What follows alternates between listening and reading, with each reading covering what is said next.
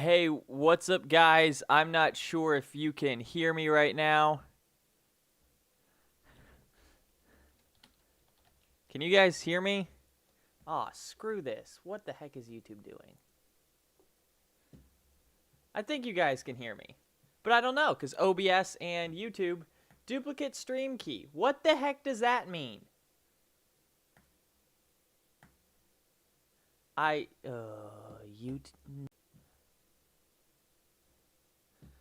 Okay, hey guys, so I'm having some issues with my capture card. For some reason, it does not want to, it doesn't want to accept any inputs from any devices on any input source. So I'm going to source another capture card real quick, and I'll be back in about 10 seconds.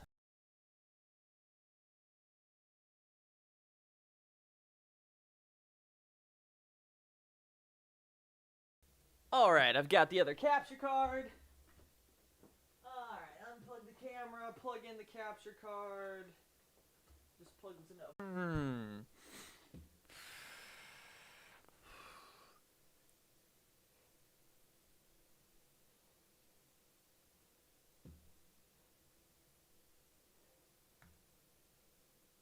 Okay.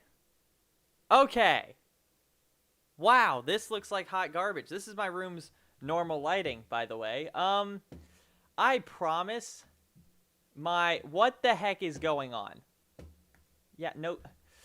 Stream is down for me. Yeah, no shit. That's what happens when my computer crashes as soon as I plug anything, or plug this capture card into it for some reason. I promise my computer is generally stable. I have no idea what's going on with it right now. None of my Camlink inputs were working. So I hooked in this, external USB capture card, and well, now we're up and running with a stream after my computer crashed and I had to restart it 3 times. Then go into the BIOS just to, try and get the gosh darn rascal to boot. Oh, by the way, the camera's 60 FPS now. I know it looks like ass, but I'm sorry, it's outputting 60 FPS because it's in 1080p. I have no control over that. Sorry. How's your all's day? How's everybody's day going?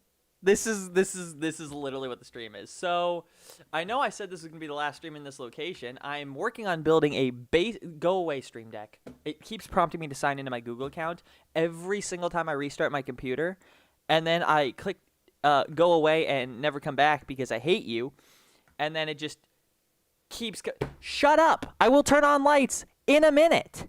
I'm sorry. I am in a terrible mood. I'm having an awful day. Nothing's working, and right now, people telling me, hey, stream is down, turn on lights, isn't helping anything. I'm deleting this. This stream is not going to be a VOD. Or I could just... Can I just mute people? I just want to have the ability to click a button and make everybody just go away. That's how my day is going right now. I started off this morning. Where is my phone? I need my phone because that's how I control lights. Because the Stream Deck is being a gosh darn... Why is this playing my... Go away. The Stream Deck is being a gosh darn rascal. Yeah, so let's try and get this to run. All right. Is this working? No, go away. Stop. And...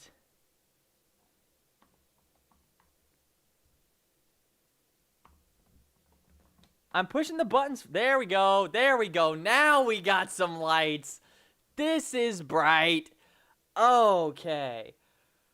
All right.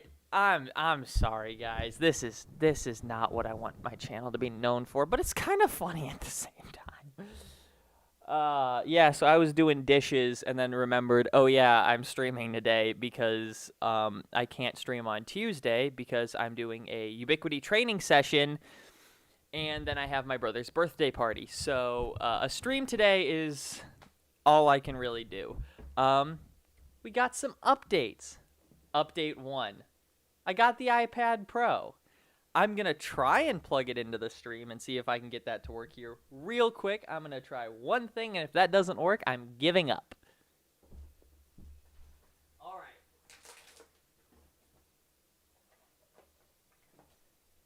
I got a nice little USB-C dock here from Hutu. We're going to plug this in. Plug in the HDMI port coming that goes to the camera input here. Let's unlock the iPad.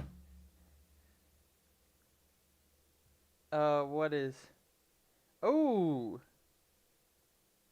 Alex doing something fun. Okay, Alex just posted this in the Discord. He's running an event here. He's got his X32 there, a couple laptops, I assume. Yep, he's running Logic on the air, running the Behringer control stuff. Nice, man. All right, Slick, let's see if this comes in here. It does! Wow! That's actually cool. That actually worked. Holy crap. All right. We got something working today. My mood is already improving.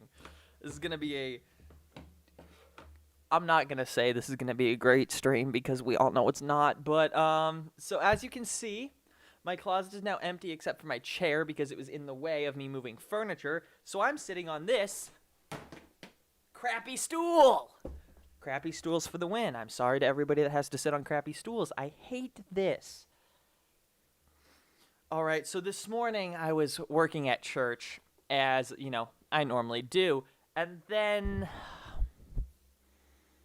I want to be kind, but I have nothing kind to say. Okay, to be fair, this guy is wonderful human being, great person, is freaking terrible as a camera operator, and even worse as a director. He brings nothing to the table. So I ended up setting up my phone camera just to, I'm like, do I visibly get pissed off when I'm working? Just without saying anything, can you visibly tell that I'm angry? And oh yeah, you can tell exactly when my spirits leave my body in this footage. It's great. I just set up my phone just recording me because I was board opping for this guy.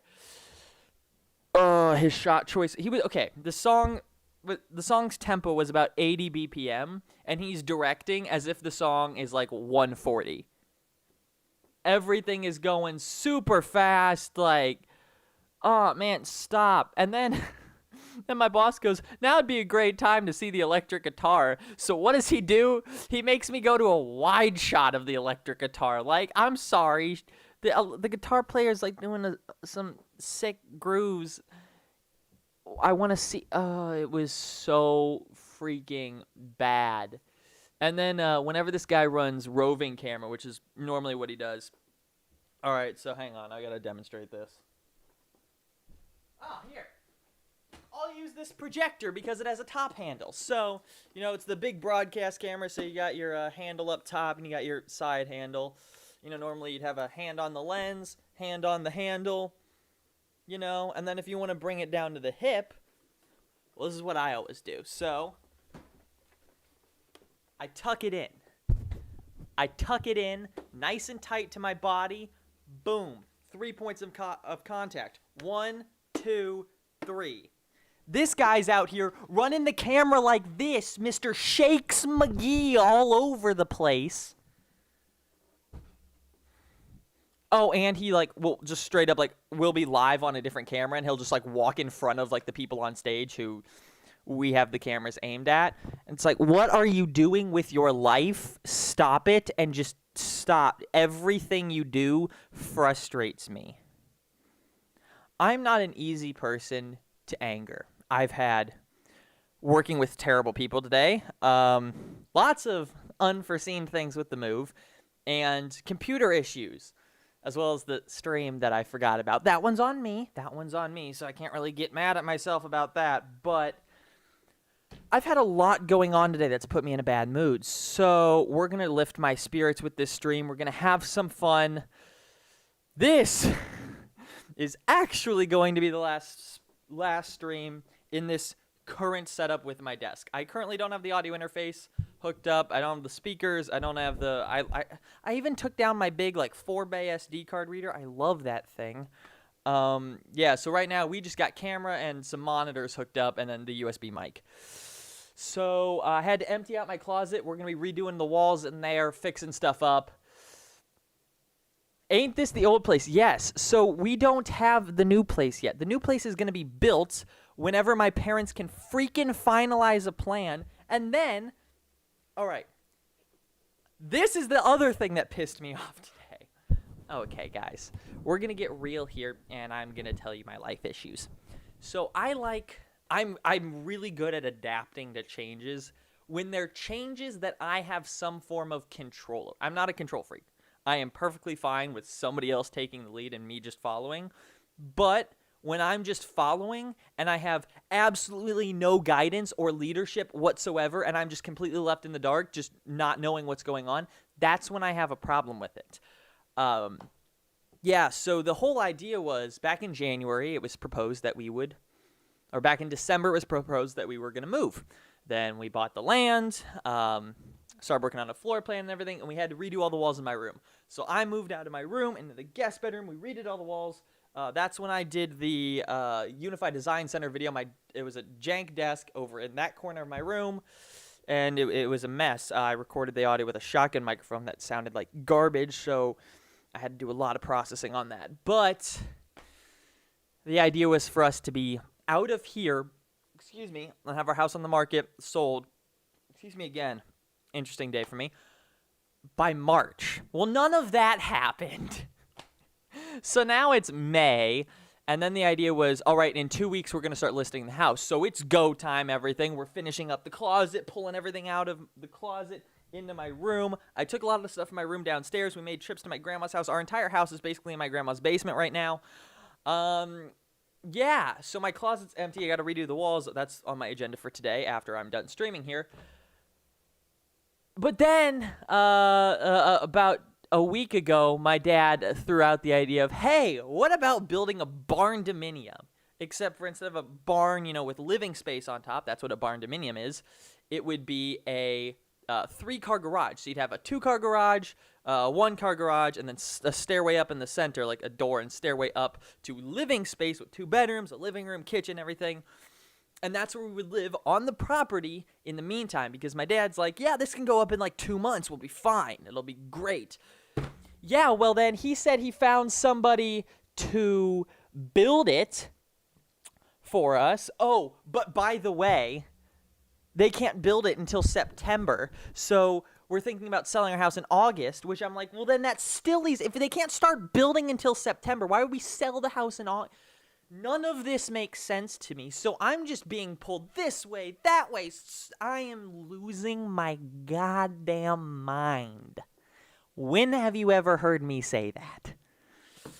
Okay, that's my life problems out of the way. Let's talk about some good things. Good thing number 1. We're having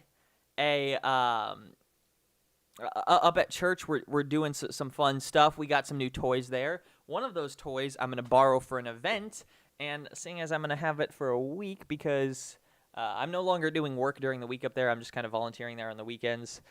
I'm essentially going to be borrowing that piece of church gear. It's a Teradek Bolt 4K wireless HDMI SDI video transmitter that can do like 1,200 feet of range.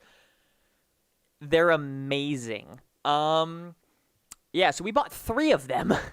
Normally you'd be like, all right, I need 3 Teradeks for this event that we're going to do once a year. Let's spend probably about $150 to $200 renting these Teradeks for these events. Well, not my church. My church just goes, $7,500 to drop on 3 Teradeks? Screw it. Why not? So we own 3 Teradeks now, and I'm borrowing one for an event that I'm doing. But seeing as I'm going to have it for a week and the event is one day, I'm going to be able to make a review on it because it's freaking sweet. There are very few pieces of gear that just, I think are really, really cool. I've worked with, hang on, I'm going to try and boost some of the audio here, guys. So if you've turned my volume up, you might want to turn me down in just 1 second. I'm just going to add a little bit of gain to my mic. We are running a little bit quiet here. Testing, 1, 2, 3. Testing. Test check 1, 2. All right, cool. I added 4.20 decibels. I didn't even mean that. So What was I saying? Oh yeah, gear. There are very few pieces of gear that I really get excited about. I've worked with Red Monstro 8K massive cameras, Arri Alexas, the Matrice drones. The big ass Hollywood drones that can fly a cinema camera. Ran those. Ross Gear, all their video switchers. Fun fact, on the Ross website, if you look at House of Worship under their use case scenarios or under their solutions, there's a write-up about our church, and it's got like pictures of our production room. It's very outdated, but it's still there, and I think that's kind of cool. Anyway, there's not a lot of gear that really excites me because most of this gear makes my life more difficult. Ross. I hate Ross gear. Now,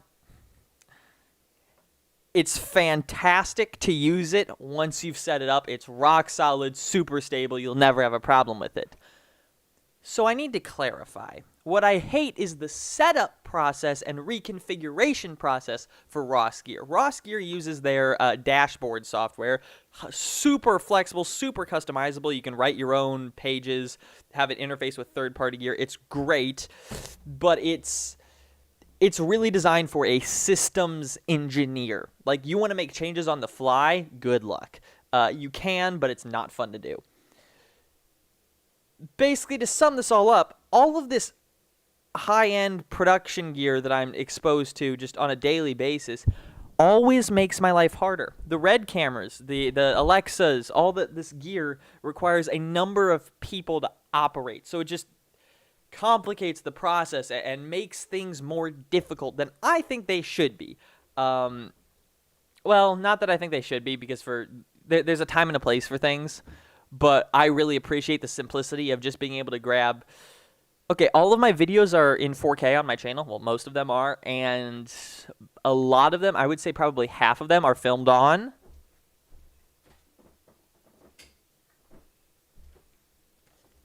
this. A humble little Canon 80D. My 90D pretty much lives here at my desk, except for when I'm doing like paid client work, then I take it out. But just because it's the only one with clean feed out. But yeah, no, so just 1080p, but I have to freaking upscale it to 4K just so that way YouTube doesn't compress the living snot out of it and you can actually see me with some form of detail. So, yeah, a simple camera, touch to focus, it's great. I love this. This makes my life easier. I've worked with all the big complicated gear, and I can get these cameras to look like 95% of the way towards an Arri Alexa. You know, like the Hollywood gold standard. So I really appreciate this stuff. The Teradeks get me excited because they're designed to make my life easier. Instead of running big long cables and doing stuff, you plug these things in, throw a battery on them, and boom.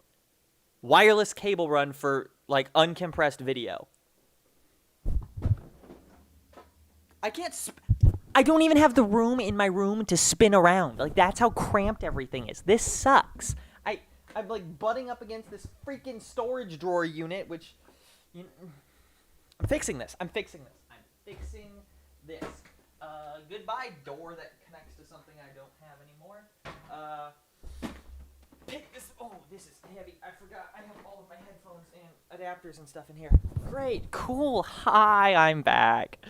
Bet you were wishing I just, fell out my window there. But, haha, I got new windows, so they're not falling out of my house anymore. So your hopes and dreams of me falling out of my window and dying are sorely misplaced for now. Don't worry, I'll fall out of a window eventually. One of the things I did was when they were taking out the windows down on the first floor, I'm like, there's no window here. So I went and swan dived out of it into the yard. I enjoyed that. I enjoyed that because it made me feel young at heart again, because I know I'm getting older and I can't be doing this level of stupid shit anymore. It's weird. It's weird. I am very much an ADHD just fueled massive chaos monster at home, and being in especially at my last church, being at such a high leadership position at that age where pretty much everybody around me is, people that I've grown to be really close friends with, and that are when you're in a leadership role, people kind of follow you. Your mood and attitude. If I walk into the room pissed off and in a bad mood, I can't do that, because then everybody else is going to be on edge, kind of getting frustrated, and it's not going to go right. So I one of the things that I've struggled with for a long time, and I've just now, like, over the past, like, probably 2.5 years gotten really good at, is separating the two personalities of crazy hyperactive, just energized Jack versus work mode Jack. And I've gotten really good at doing that, because before, like, quite 2.5, 3 years ago, I would be hyper crazy, just fueled, let's go, let's do stuff, let's just blow it up. Until the event starts. Until, like, it's go time. As soon as it's go time, like, snaps, I pull a complete 180, and no jokes, nothing, like, it is serious mode. And it was really hard for my team to work with me like that. And I remember we had some issues, which that was really when I found out that it was a big issue. It was during one of the vacation Bible schools, where everybody else, because I had been on that, like, cracked out level, they were still on that cracked out level, because they cannot flip like I can. I mean, my ADHD is weird like that. So my off on, they can't keep up with that. Normal people can't keep up with that. I'm insane. I can do that. Crazy's the right word. Insane is doing the same thing repeatedly and expecting different results. That is what I am like with shrimp. I hate shrimp. I hate seafood. But every time I see shrimp, I'm like, I want to like this. So I try it. And every time I do, I realize this is still gross. Yeah. But no, so I'd be flip-flopping back and forth as soon as it's go time, and then as soon as, break time, it's, all right, whee! But no, so I've gotten really good at reining that in. Like, I still have a personality at work, but I have more of a grasp on it. So, like, this, like, when I'm doing an event, you don't see this. This is us being friends right now, and you getting a glimpse into my life. What you would normally see from me at an event would be, hey, man, what's up? How you doing? How's it going? Kids doing good? Great. All right, so the first song we got coming up, we have Reckless Love. That's going to be led by Melissa. So, do what you do. You normally do a great job for me, so just, keep up the great work. Like, that's normally the level of vernacular, just kind of how I am when I'm at work. And then when it gets into crunch time, or, like, the event starts, it's ready, 1, take 1, 3, go ahead and get me that wide shot. Ready, 1, or ready, 2, take 2, 3, you got that wide shot for me yet? All right, beautiful. Ready, 3, take 3. 4, go ahead and get me that electric guitar. Give me a tight shot on the electric guitar. Ready, 4, slow dissolve to 4, 3, you're clear. Ready, 1, ooh, 1, I like that dolly shot. Ready, 1, take 1. Like, that's, I hone in and I hyper focus.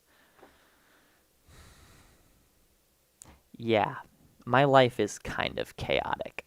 So, I had my old boss, he goes, I spent a considerable portion of my personal time trying to figure out what your life is. And I remember that cracked me up. But then I started trying to realize what my life is, and I just got depressed.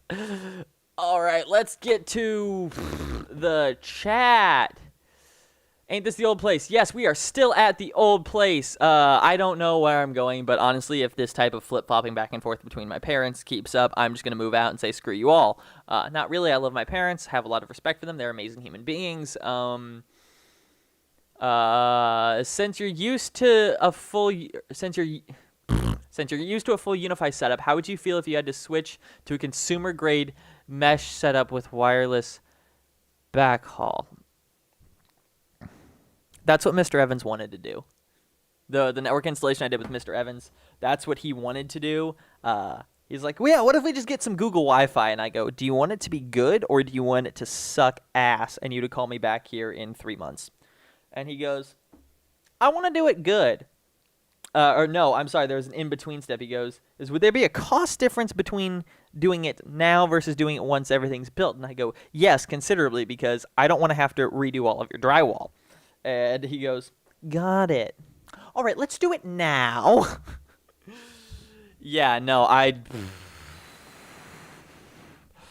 yeah, no, I would hate it. Honestly though, if it was the Ubiquiti stuff, and honestly, I don't have a lot of experience with things like the Google Wi-Fi. I would never buy a Google router though, ever. I deployed a Google Wi-Fi one time, but I mean, just with Google, I mean, they already know everything about me. I don't want to give them any more. And Amazon, oh my gosh, I certainly don't want them knowing anything about me, because Jeff Bezos is kind of wacky. Yeah, no, so I wouldn't do it. But if it was like the Ubiquiti stuff, like if I could only have like a Dream Machine and then a couple beacons, yeah, that'd be fine. I'd be fine with that. Not for like, you know, editing off of my server or anything, but in terms of just like general Wi-Fi, completely fine. Also, I do want to get, so I travel with an access point. I travel with the Flex HD access point and a PoE injector. I bring that everywhere with me just because it's a username and password that all my devices have. I don't have to go somewhere and be like, hey, what's your Wi-Fi? I can just find a network jack, plug it in, and call it a day. It's great. And then when I need more of a full network, because I know the place that I'm going to doesn't have a network, or if I'm doing production stuff where I need, like, you know, all of my stuff,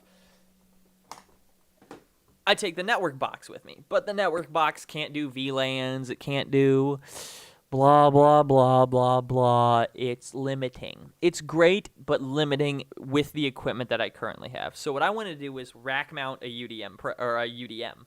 Not the UDM Pro, but a UDM. Because that way I get the access point built in, and it's not going to take up an entire U.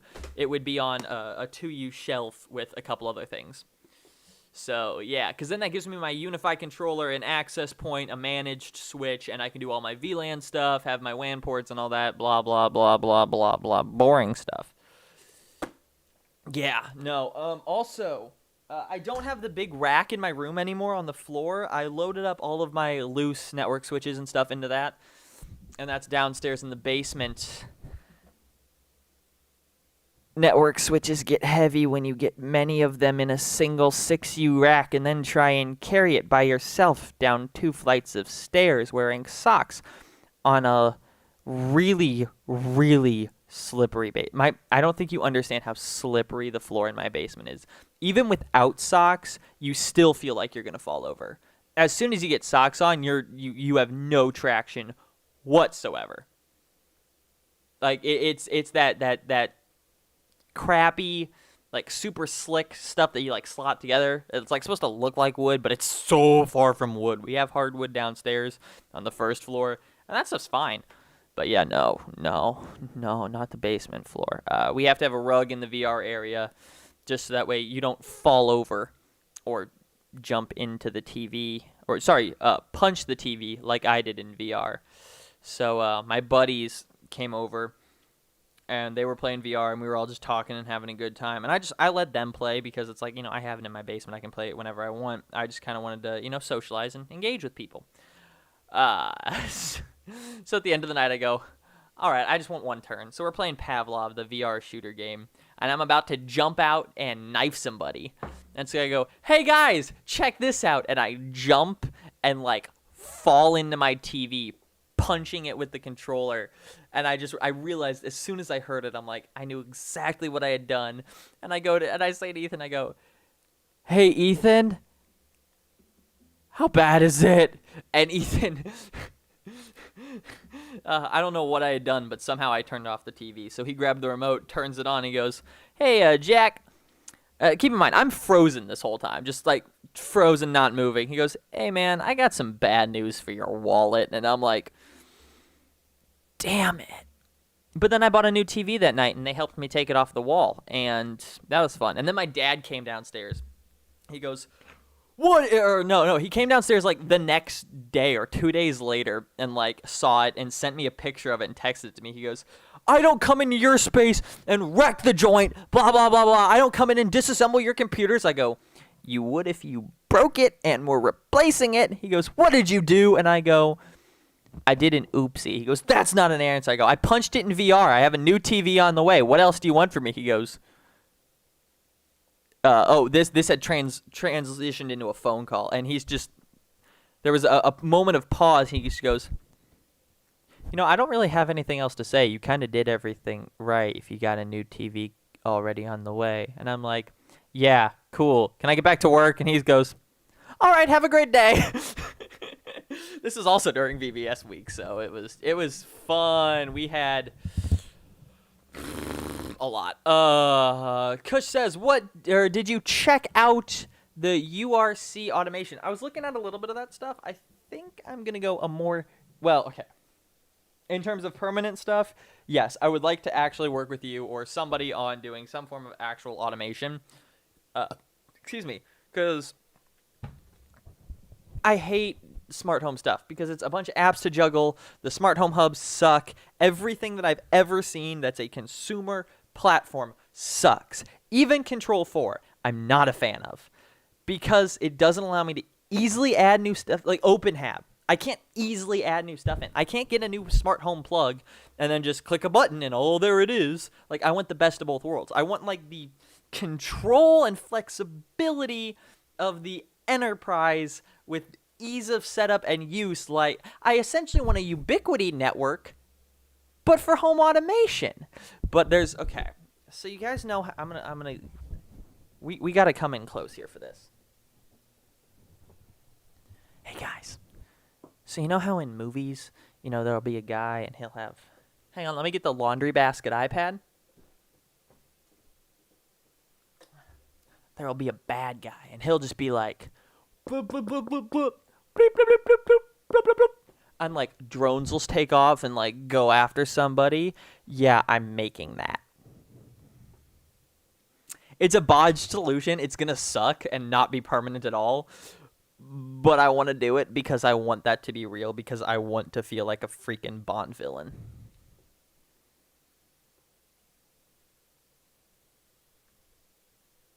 I had no closing statement for that, so I'm going to put you guys back at a reasonable distance because this feels uncomfortable.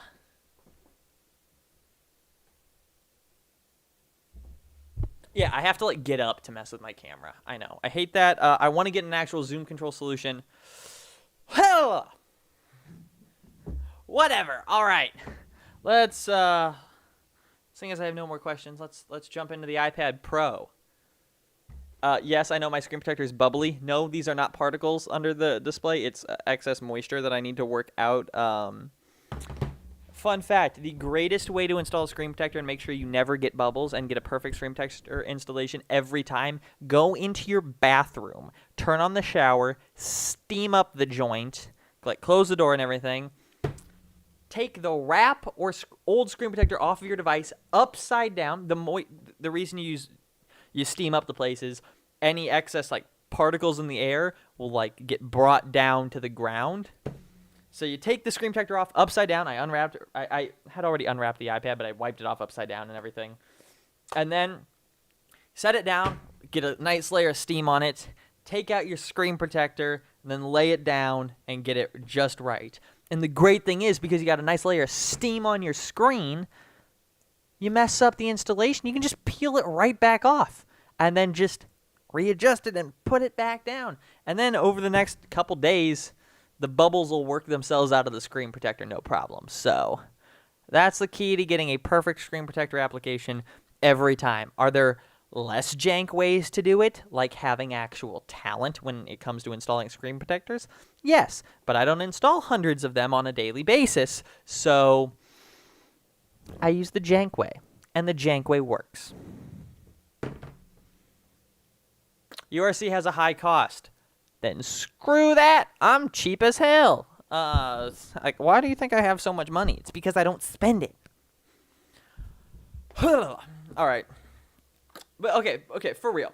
I made fun of the M1 iMac because I think having a laptop processor designed from a mobile architecture that, like, especially a Gen 1 version of that, in a desktop computer where I actually want to do real work. Now, the iMac is not designed for that, but the Mac Mini, the M1 Mac Mini, people do real work on Mac Minis.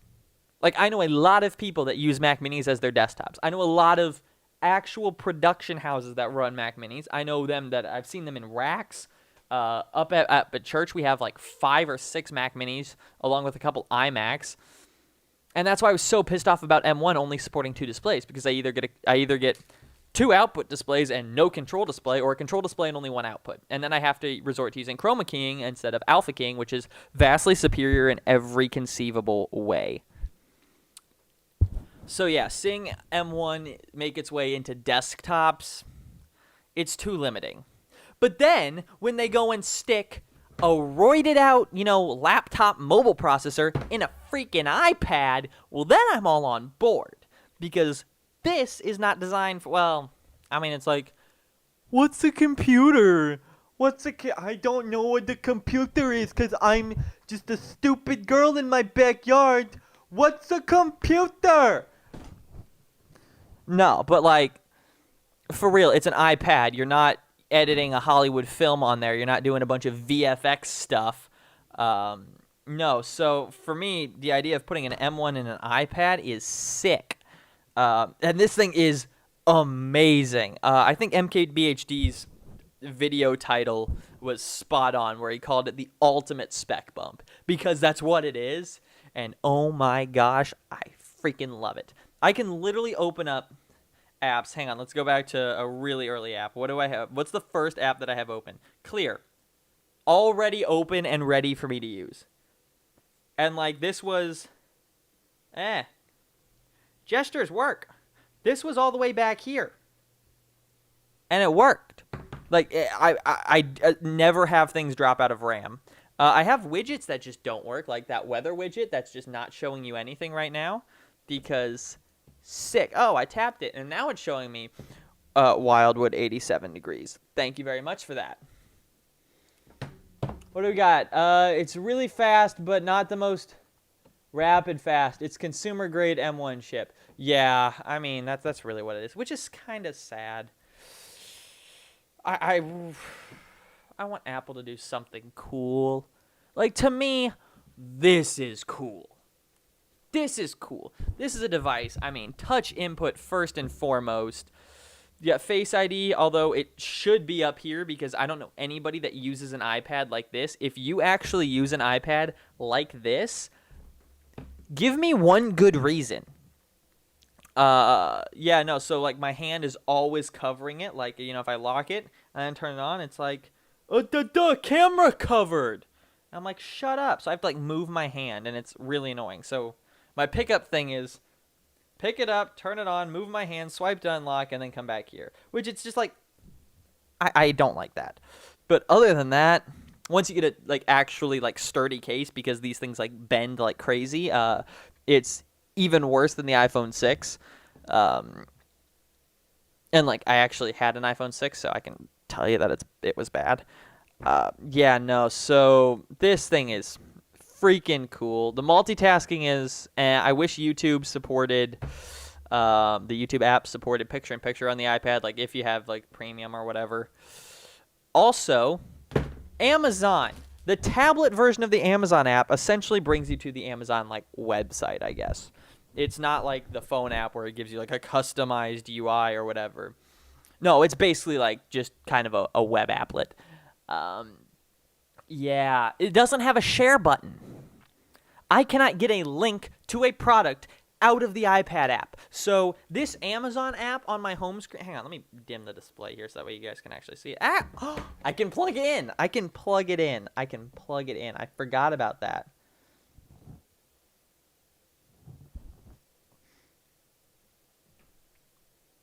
As soon as I... where's my button? Laptop. Boom. As soon as I hit this, it's just a web link. That's all it is. It's a web shortcut. Because then I can tap the link or get a text link here and share Amazon Associate stuff whatever I want. It makes it super useful. I love that. I love that I can share it and that it actually has a desktop web browser that doesn't suck. The Apple Pencil. Oh my gosh. I thought I would just pull this out when I write. I type with the Apple Pencil. So like if I come into notes here, hang on. I'd rather show you guys actually how I type. But so I'll be typing like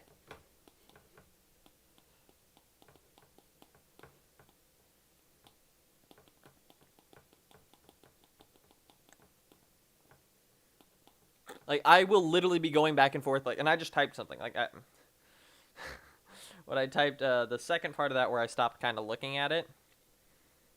I typed, this is a testing this keyboard's that.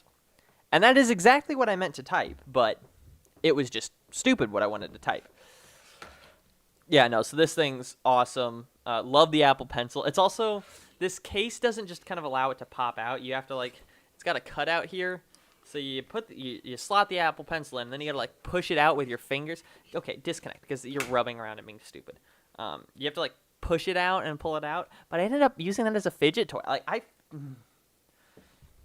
This thing is cool. I don't think I'm gonna have buyer's remorse about that because I still use a where did old iPad go? This is a 3rd gen iPad. It just lost support for YouTube. It's very sad, but this thing's a 32 gig iPad. It runs Plex just fine. I'm planning on doing a video about the M1 iPad, so I was researching some stuff for the video, but I can still play Clash of Clans on it because I play that with people occasionally. It still runs just about all of the remote software that I use, so Canon Connect, Logic Remote, Space Desk, Pro Remote, Remote Desktop, Pro Cut X, Xair, Visual Performer, Stage Mix, Team Viewer, EOS Remote, LastPass, Video Hub, Fing, Speed Test, and Fast. That's everything in my remotes folder. I can still watch Plex just fine, so I can sync movies to this for plane rides, because with my job I end up flying back and forth everywhere all the time, and it's lovely. I'll be on 5 flights in 4 days, and it's the worst thing on the planet. Yeah, no, so super happy to have a new iPad. Because, this iPad is almost 10 years old. And it's just now lost its usefulness to me. Lost a lot of it. Because I will still keep this around for Plex on plane rides and for using as an extra display. When I'm doing large multi-camera events, large multicam edits for big things like Mr. AHHH or anything like that, what I'll do is I will run Splashtop X display on here. Use it to either mirror my desktop or as an extension of it. So that way I have a touch screen. So I'll put up the multicam, and then I'll just tap the camera that I want. So that way I'm just all right, that looks interesting. Cut, boom, cut, cut, cut, cut. Makes things super nice and fun to edit with. Yeah, so really like this guy. And I got it for free from my school. So, it belonged to publications. But my old publications teacher just goes, yeah, no, we have no use for these things because they're out of date with all the things we need to run on them. Do you have a use for them? And I'm like, no, but I can find one. And she goes, sick, here you go. And, yeah, so I got this iPad for free. But, yeah, no, it's got the great Retina display and everything. The Retina display. But, no, Apple's displays tech is beautiful. Okay, so that's enough Apple talk for now. What are we going to segue into now? Okay. You know how people talk about gear doesn't matter? Well, I have a problem with that because I think that it's a very large... it's a pain point for a lot of people because they're like, well, I started with nothing, so you can start with nothing, blah, blah, blah. And it's at a certain point, gear does matter. I'm not going to show up to an actual, big video shoot with a frickin' camera that my school gave me for free whose lens just kind of rattles around and screen makes this sound. Yeah, that's plastic breaking every time I open it. Yeah, I'm not going to show up with this. I'm going to show up with an actually nice camera. I'm going to show up with my FS5 or borrow my buddy's F5 And, like, we've got plenty of equipment. Like, I have a bunch of friends. We just kind of share equipment, so it's like, whatever. But I thought I would talk about what I started with. Because in the beginning, when you're just starting off, like, you're trying to get into film school, whatever, you need to throw something together. That's when your content is key. And your gear, we can get away with crap like this. This was my old LED video light. This whole thing is in a cardboard box. This is the air vent, and this is a fan. It's got a big power switch here, and then this switch here is for the fan. So that way, on short video shoots or short bursts, you can turn off the fan for like silent mode, and then for extended use, you can flip that turbo switch to turn on the fan. This was a Velcro tie for where on the inside you could mount the battery. It was one of those LiPo batteries with like a built-in charging port and like a DC jack, so you could just plug it into like a wall brick. And then it also had like a switch on the battery. So this, I had a cutout for the switch, cutout for the DC jack for the power input to be glued in place. And this LED panel here, this is the LED backlight out of an old digital picture frame that I am just cramming 12 volts into because why not? So that's what I started with, and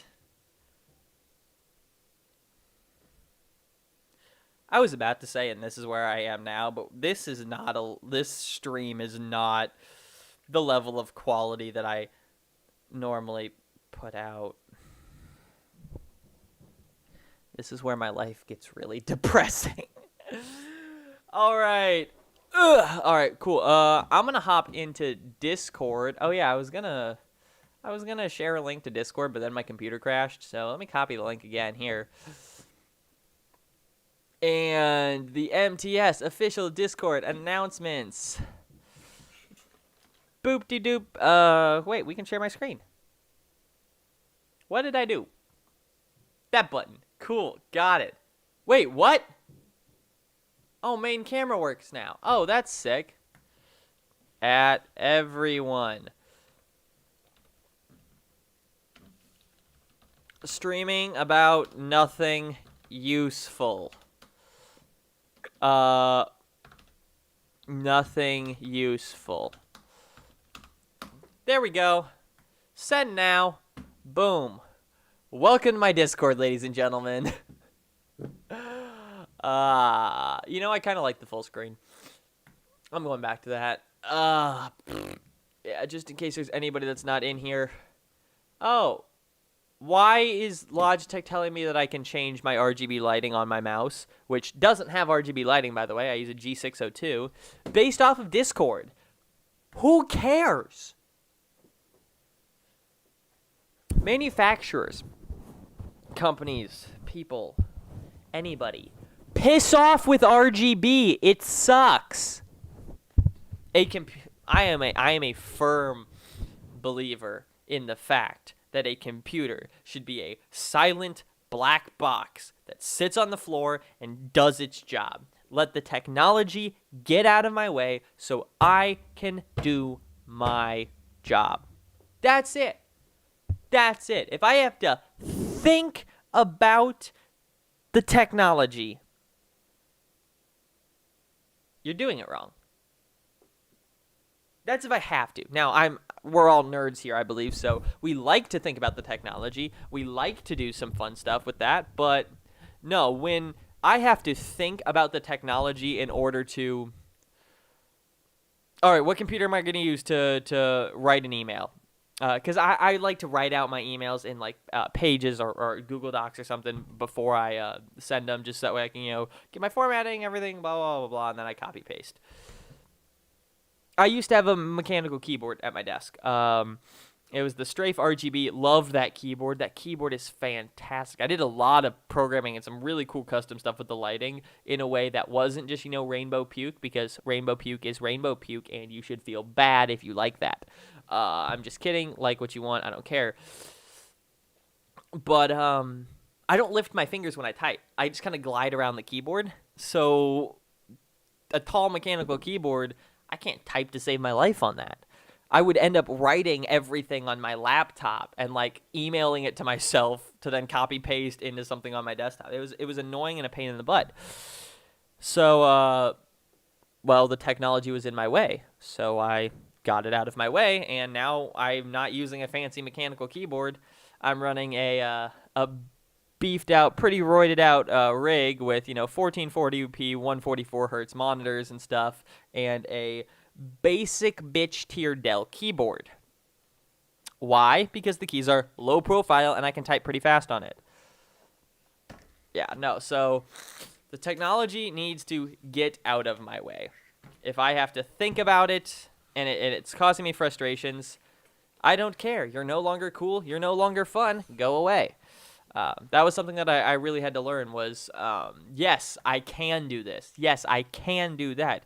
Yes, I can install this for this person, but will that be more of a hindrance to them or more helpful?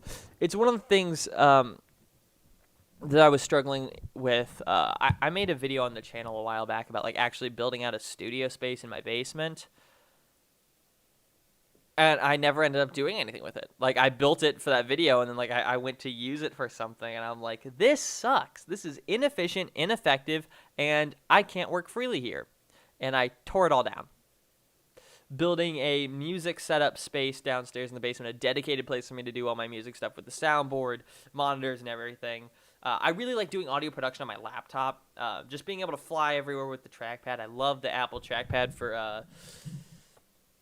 I mean, Apple trackpads are fantastic in general, but I prefer trackpads for things where I'm not just I'm not scrolling in one direction. Because you're beautiful. Whatever their song is. I don't freaking know. I don't listen to that crap. But yeah, no, I can like scroll diagonally, scroll down, scroll to the side. It makes things really nice when I'm working on a big session. Yeah, so I do audio production on my laptop. So I'm like, all right, like I kind of knew about that because I originally tried to use a Mac Mini for that stuff downstairs and it just didn't work. I never used it. So I hooked up a USB dock, my Apple Cinema displays and everything. We had a pretty decent setup, except for I never used it because all of my audio production pretty much didn't happen downstairs. I'd come in, jack in my laptop, record MIDI from my drums, and then leave. I never used the console for anything down there. I never used the monitor or anything like that. I would just straight up USB in from the drum kit into the computer. Go down there, use the keyboard.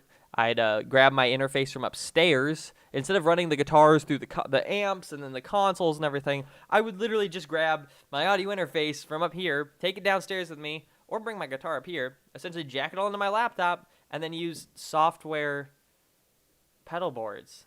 The technology was getting in my way. So I tore down all the technology that was getting in my way. And that's one of the things that I'm struggling with. I'm going to pull out the iPad again here because I really want to show you guys kind of one of the plan that I'm kind of roughing out here for the new house.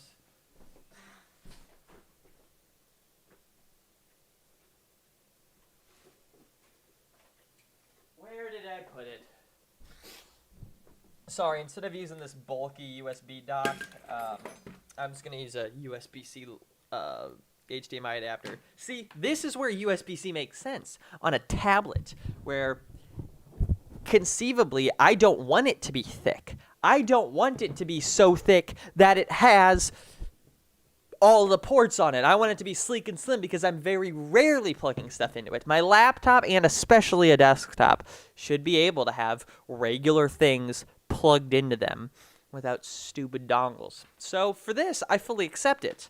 For a laptop, piss off. Great allergy day here in St. Louis, Missouri. Give me just one moment.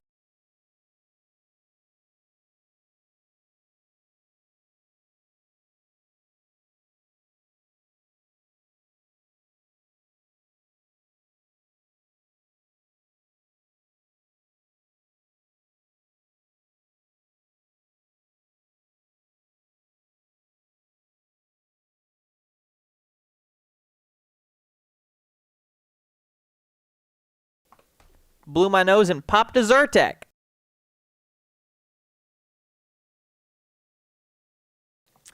Had to sneeze a little bit. I'm sorry. Here we go. Let's come back in here and grab the iPad. See, this adapter just works. It's great. It's super nice. Actually, let me get to the thing I want to show you before I put up my screen. Learned that the hard way. Sick. So this is my idea for the... What are you do? What is happen? Oh, wait, what? Oh, that's sick. Okay, Notability has an actual, like, using it with an external display view. So this is what I see. I see more bars and stuff, but it has a little external display, so I can do presentation mode. That's actually pretty slick. All right, so starting off here, we got the staircase coming in. Can I just point? I want just a pointer. Yeah, so right here we have the staircase coming in. This is nice.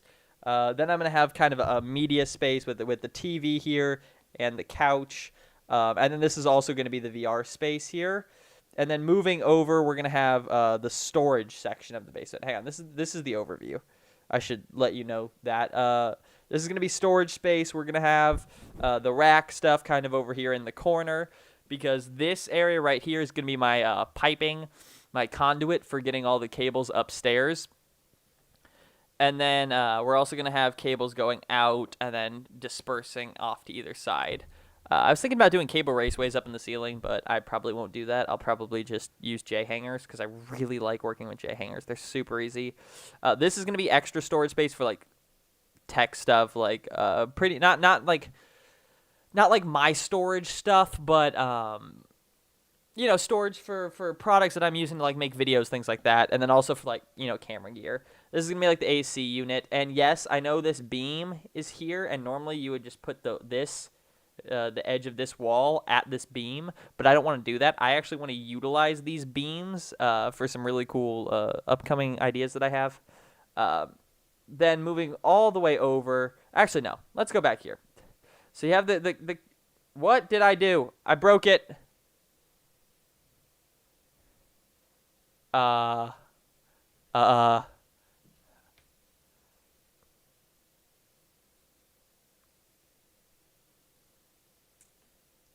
Okay. There, we're back. We're back. Okay, cool. Sorry, I don't know what happened. My cam link's being weird.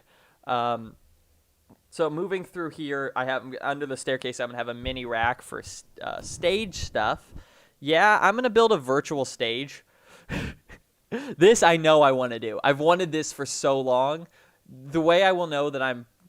One of the ways I will know that I'm successful, and one of the things I really want to have is an actual amphitheater at my house. I don't know when, I don't know how I'm going to make that happen, but I want an amphitheater. I want to be able to, like, just sit down, build out some sick lighting designs with a killer sound system. We did a thing at my old church where we did these movie nights. So it would be like once or twice a year, we would take a movie, get the rights for it and everything in order to be able to show it, put it on our big screen, because our screen was the size of the entire garage. So it was 50 feet by... I think it was 16 by 9. So 16 by 9, whatever the width of about 50 or 75 feet is, and then add whatever that is vertically. It was a massive screen. So we had a lot of visual stuff happening, and so we would take that movie, we would time code it all out, and program. My old boss, he would program some cool light stuff. We'd build out the stage. We had, like, actors, like, we didn't hire actors. We used, like, people from children's ministry because it was mostly kids movies. But they would dress up as the characters, and it was this really fun night where, you know, we'd have popcorn and everything. The sanctuary would be packed. I mean, we'd have like 3,000 people there. It was awesome. And so we just hit play on both the lighting computer and the and Pro Presenter, and the whole thing would run. And, like, I remember for Inside Out, the movie where the girl has her different emotions, like, and it's like whoever's taking control, whichever emotion, like, each of the emotions had a color. I don't know if you've seen the movie or not. Each of those emotions had a color, and so we had, like, 5 pillars on the stage, and they corresponded to each of the emotions. So whichever one was controlling the girl, I forgot what her name was, that's the light and that would be on, and it would be like the color of the emotion. It was really cool. for Finding Dory, we essentially made the whole sanctuary look like the floor was water by using a bunch of projection stuff. Oh, that's the one where I busted my cheekbone, and that's a long story that I'll probably get into at a later date. But yeah, don't run oil-based fog through a fog chiller on a slippery floor, or on a slippery stage floor. But yeah, no. So we would do really cool things, and I want the ability to kind of build that out myself, do virtual lighting stuff. So this is gonna have a big. That's an eraser. Okay, I want to have a big video wall here. I don't know whether I'm going to use like an actual proper video wall or whether I'm just going to use a bunch of TVs or projectors. Not sure. But so we'll have some trusses here.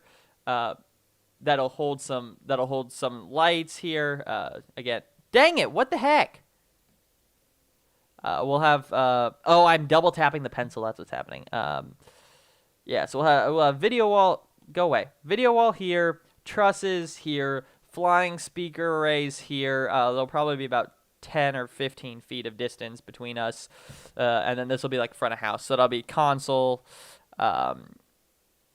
Computers running playback, lighting things. That's the whole idea. Then we move over. We've got some project space. This is just kind of my work area for whatever. I want to have a bunch of tables on rolling, or rolling like height adjust tables. So each project gets a table. I'll probably have 3 or 4 tables. And I can pull out whatever project I'm working on the table, and I can just have space to work on whatever. And that would be, prepping for events, making videos, doing whatever, everything that I'm doing. Because right now, all my projects are just so spread out throughout my room and the basement that it becomes a mess. So being able to keep everything contained, have the gear that I need and extra stuff easily available at the storage space, super nice. By the way, the basement's going to be like 2,000 square feet that I have to play with, minus this section for storage here. This I get no control over. Aside from this, because mom and dad want storage, which, it's their house. They can do what they want. I was told that if I want to pay for it, I can do it. My parents are super cool like that. But so then over here, we're going to have the stream rig. So I want to have some sort of background assets, some things kind of happening, maybe a couch, maybe like a TV or some video wall behind me that I can actually incorporate. So I want to have more like on-screen elements, but instead of having them on screen, I was thinking they could be more like in the environment itself, that type of thing. Yeah, and then like some cameras and like a desk. And I want to have the desk big enough for 2 people to sit down and use computers at. Not like similar to WAN show, but different look to it, different feel, different. Instead of, everybody pulling out, like, I'm talking the old WAN show, not Linus's new WAN show where they're both doing it at their house. Like, actually having it set up for 2 desktops. People can come and we can hang out. And ideally, I'd build another space kind of like right over here or over here for an actual operator to sit at. So, like, there'd be a dedicated streaming. I know I'm doing a dedicated streaming rig. With all the issues I'm having with this computer right now, it's not going to become my streaming computer. But yeah, so having an actual control station for getting somebody, because Luke was supposed to help me, but he had to jump back into school because his senior year is actually getting really difficult for him. Although he should be graduating here soon, meaning he gets to come work for me, hopefully. Yay. And then this would be my filming space because I have 2 corners. I really like corners. Corners are fantastic for filming in. So being able to have corners that I can actually utilize and have a nice, this is probably going to be 300 square feet, which is 3 times the size of my bedroom. No, my bedroom's 14 by 10, I think. So yeah, it'll be like over double the size of my current bedroom, just dedicated for filming stuff. So I'll probably have, a dedicated computer in there for using like in videos, when I sit down at my desk and do my typity, like, hey, this is what we're doing. I'll probably have just some sort of easy access rig for things like that. I probably won't use it in the videos though. In the videos, I'll probably come over here to the stream rig and just, turn on these cameras here and film like this. So if I'm doing a setup guide that uses the computer, I'll just use this computer here, and I'll be sitting here being filmed by probably this camera, which, is what you're seeing me on right now. So, yeah. This is my overall plan for the basement. Yeah. Yep. This is my idea. This is what I want to do. It's still all subject to change because I'm like that. I will change things on a moment's notice. But the difference between that and other people changing stuff on me is that when I change something, I'm the only person that it affects. I'm the only person who has to know the full scope of the picture. Yeah. That's basically it. I mean, that's one of the ways that I can get away with all the jank stuff that I do. Because, I mean, I do a lot of really unprofessional things. Not like, oh, you're smoking weed. That's unprofessional. I don't smoke weed. I don't smoke or anything like that or do drugs or whatever. But, no, like, unprofessional in terms of I have a Home Depot light bar or ceiling, like, shop light with wax paper taped to it that's all taped to a mic stand. That's this light right here. That light that's lighting up the wall down there, that wall warmer there. Yeah, that's an in-ceiling like can light that it's got a really high color accuracy rating, but that I paid $4 for from Home Depot about 5 years ago. That I put in a drum that I found on the side of the road and wire nutted and electrical taped an actual like AC cable to. I can get away with that level of jank because I'm the only person this will ever affect. I am not taking that on a video shoot. I'm not taking that on a video shoot. I mean, I would take like these on a video shoot because this is already semi-professional. But yeah, no. So I can do kind of whatever I want when I'm the only person that it affects. That's why my network for my house right now. Oh, by the way, for the first time ever, you all are going to get to see my full home network tour. Stay tuned for the upcoming video it's going to be another one of my ride-along videos. So we're going to start off doing some stuff up at church because we've got things going on. And then we're going to venture into a network tour of my house. I have never shown anybody but my friends my basement where all of my network stuff is. Because it is incredibly disappointing and terrible. But if you are interested to see if you want to see essentially what I learned on, because my house is the network that I learned on. I hadn't installed for anybody until I did my house. So, and I did my house over a number of years, so you can see like the actual like quality of work increase. Instead of using recycled copper-clad aluminum cable that you salvaged, or that I salvaged, I actually bought proper cable. I'm using not jank keystones, because some of the keystones in my house are absolutely trash. Like, you'll just plug a cable in and you won't get a connection, and it's like, oh, okay, I guess this port's dead. But, oh no, it's just the keystone, so replace a lot of those. But yeah, no, you just kind of get to see the evolution of my work, but you don't get to see, I have nothing in my house that I would describe as what I can do today. This is all what I could do about a year. I think the last thing I did to my network was 2 years ago. So yeah, over the course of about a year and a half or 2 years, I installed a very jank, very terrible network in my house. But luckily, I will not have to deal with it for much longer. All right, what's up? Nobody's talking in chat, so I'm just going to kind of ignore that. YouTube notifications. Wow, notifications are going out. General, let's see what's happening in the Discord.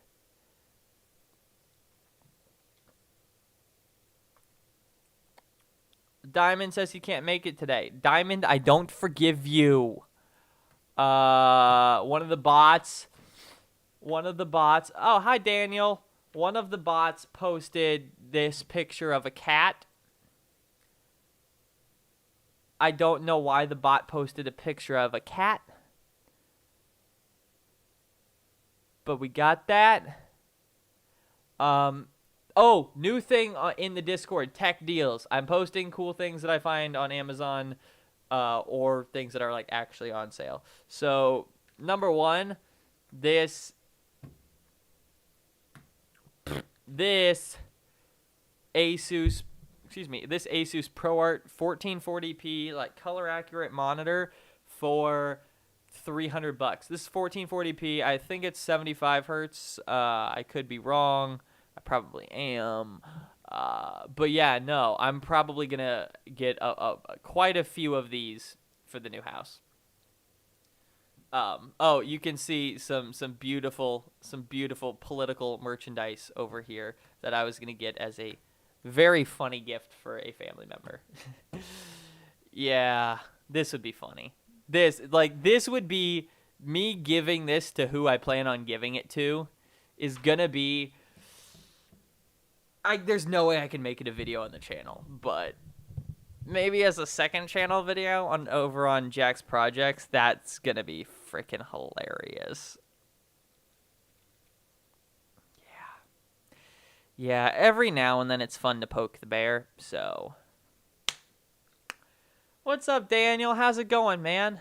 What you doing? How Daniel, we're gonna zone in on you specifically here.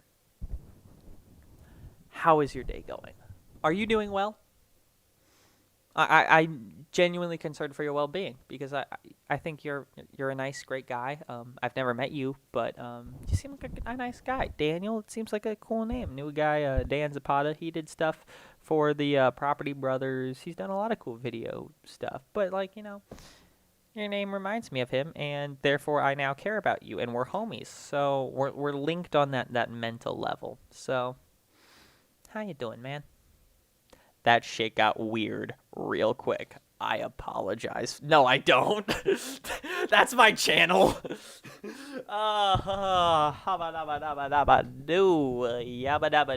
Okay.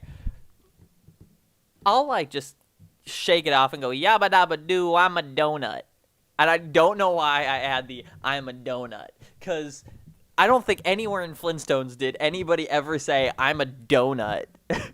But I just go yabba dabba doo, I'm a donut, and I'm like, I don't know. I couldn't tell you, man. I want to flip this back on here. All right, sick. I'm sorry. I like people naturally like to go to wherever they're looking. So I'm right up there. Like I'm talking like this over here because that's where my preview is on the screen. So now I get to see my preview on the camera monitor, which turns off after a certain amount of time, which is annoying as can be. Let's get chat over here. Dan says, I'm doing good. Just got my first COVID shot. Thank you for caring about me. I do care about you, and I hope your second one goes very well, because I've heard that one can be nasty.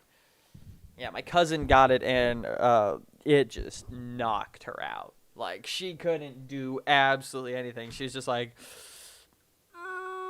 nope. Yeah, no. So I hope your second one goes very well.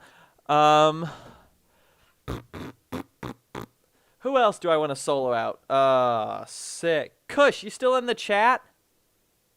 Oh, wait, he said, okay, I'll leave the stream then.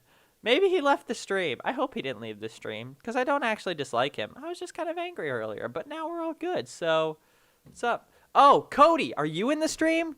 Because Cody said, hey, on a call, but we'll be in when it's done. He said hey with like a bunch of Y's, so I don't know. Does the dude have a crush on me? Because it's like, I'm down. Like, no, I'm not. Go away, Cody. Just kidding. Love you, man.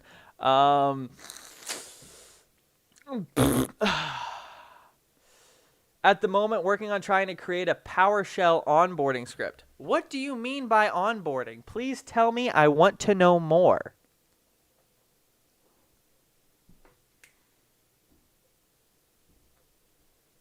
I will be right back. Please give me 3 moments. I will be back in not 1, not 2, but 3 moments. Actually, you guys are going to get to watch my final semester project for video art. There's a story behind this. Or there's an actual story as to why I want to show you. First off, I'm going to do a screen. Hang on. Sleep. Power and sleep settings. Because whenever my computer turns off the displays, this one dies. Like, it just goes out and doesn't come back until I restart the computer. But, so you guys are going to watch this video while I'll be right back. Where is it? where is the video? It's on the server under, here we go, exports. All right, you're gonna watch the full-on 4K version of this. So this is my final video art semester project. Oh boy. Yeah, no. This project got an A. Keep in mind, the only thing was we had to film an action sequence, or we had to like do something with action. And so it was like a documentary or action. I went action. So guys, may I present to you? It was going to be called The Asset. It was kind of like a The Winter Soldier meets cringe meets bad dialogue meets a bunch of crackhead idiots trying to make a short film in 2 days. But no, so this ended up just kind of being a passion project where we just kind of kept going with it. But after the whole thing came together, seeing as I never wrote a script for anybody, I just kind of had an idea. This was the idea that started this video. It was me and my buddy Jeremy. We were here. He plays the other dude that shoots me. We were just spitballing. He goes, what if you like stab somebody? Like, what if you just stab a random person? I go, what if I climb out of the sewer? He goes, what if you climb out of the sewer and stab somebody with a shank? And I go, I'll do you one better. What if I climb out the sewer and stab a bitch with a shank I pull out my ass? That was literally the one line I had written down on the piece of paper for filming this. Everything else just got built from there. So, the film's title has been officially changed to Great Until the Dialogue.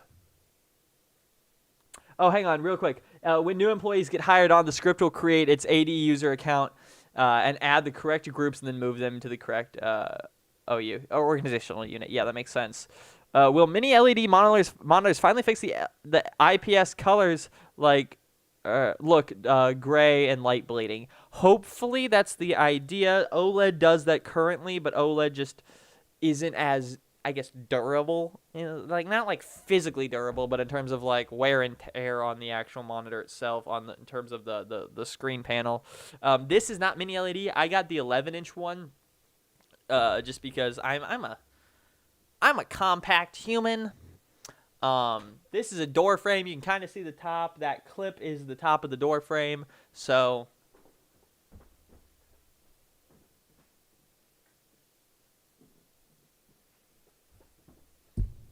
I am 5'9". Actually, according to the bank, I am 5'9", because you know that thing, that ruler that they have on the doors. That way, on the security cameras, they can be like, "All right, the burglar dumbass was like 5'3" and somehow robbed us," because I guess he couldn't really rob you if he's 5'3". He couldn't hop the counter at that point.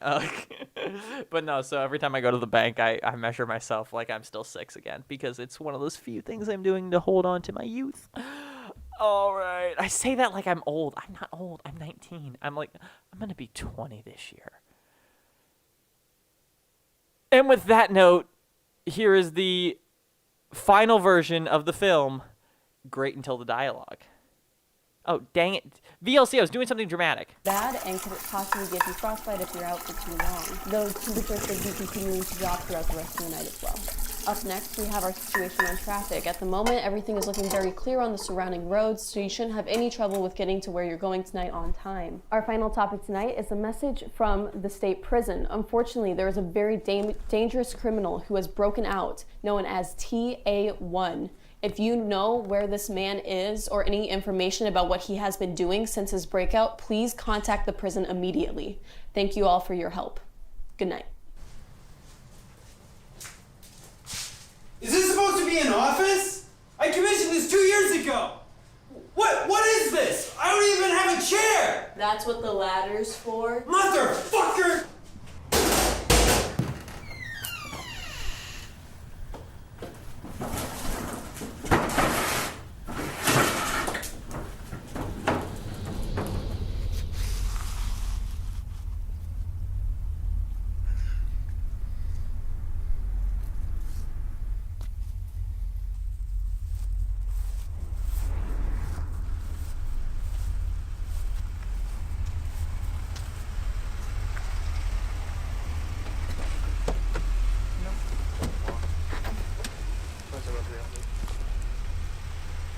I know you. Hands on your head. 27-3 shots fired. Need assist, need assist.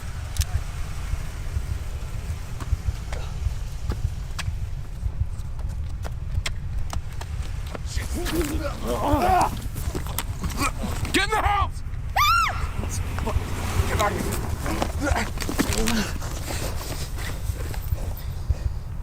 Get up. Get around and get in the car, man. Get in. Get in.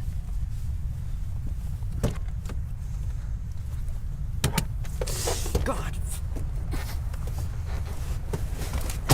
Go.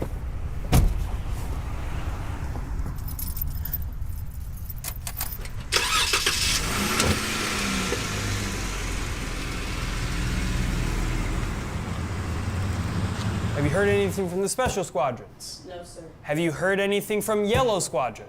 No, sir. Have you heard anything from Purple Squadron? No, sir. What about Turquoise? No, sir. What about Sparkle Squadron? Sir, I disbanded that last year. It was bad for publicity. Damn it! For his last mission, you sent him after that drug lord who he chased down with the fucking quad bike that he stole from him with one hand, shooting at the drug lord and killing him. This guy is no joke. He is the asset, number one. The asset. Didn't we get an attack dog? Where's the attack dog? What's his name? Milo? Milo, come here. This is supposed to be the attack dog? What is this shit? It looks like it wants to cuddle me to death, not fucking tear up my throat. Don't fucking push me. Why'd I know you're gonna take me here? Put one in between your eyes. Go in there and take out the warden. It's the warden's dumping ground for the fucking asset. You mean my dumping ground? Your dumping ground? Who do you think the warden's asset is? Looks like it's both of us. Well, why would they send you after a guy like me? Because they have my daughter. Incentives program too, I see. Yes, sir. I have my wife. Looks like we're in this together now. Let's get that leg patched up. Honey! Hey, I'm home. What is he doing here? Okay, you don't need to worry about it. Funny hey, no. Funny coinkydink. We're both in the same boat. You know how they have my daughter and your daughter? Yeah. They have his wife. So real quick, you're so awkward. Real quick, tomorrow, don't give me that look. Real quick, tomorrow morning, we're gonna go kill the warden. No, just hear the plan. All right, shush. Kill the warden quick, 20 minutes, in and out, home before supper. Did I mention you look beautiful today? What? Did I mention that you're an amazing mother? What? Did I mention that the house looks amazing? Shut your stupid face. Where's your bathroom? I'm gonna go get cleaned up. Down and to the left. Thanks. Yeah.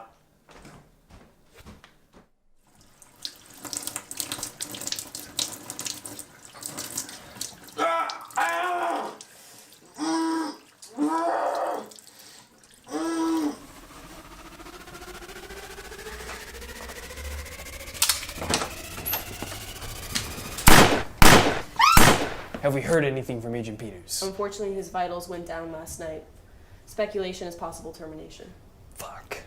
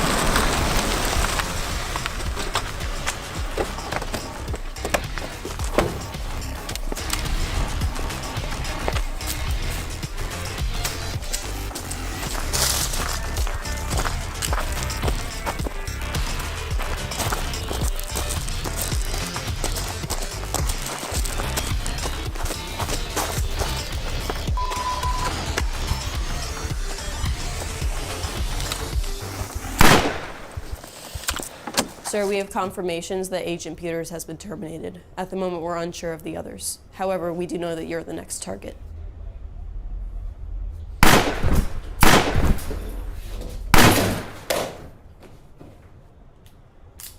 What are you doing here?